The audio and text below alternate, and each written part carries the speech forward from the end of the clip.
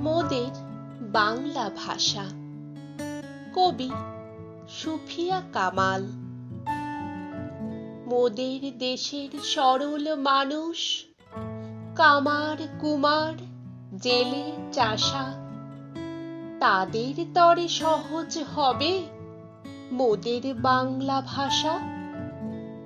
বিদেশ হতে বিজাতীয় নানান কথার ছড়াছড়ি, আর কতকাল দেশের মানুষ থাকবে বলো সহ্য করি?